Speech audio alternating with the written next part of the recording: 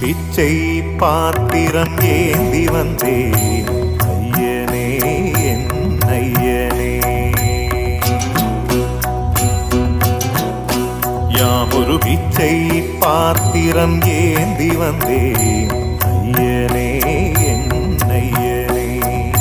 பிண்டம் என்னும் எலும்பொடு சதை நரம்புதிரமும் அடங்கிய உடம்பு எனும் பிச்சை பாத்திரம் ஏந்தி வந்தேன் ஐயனே என் ஐயனே.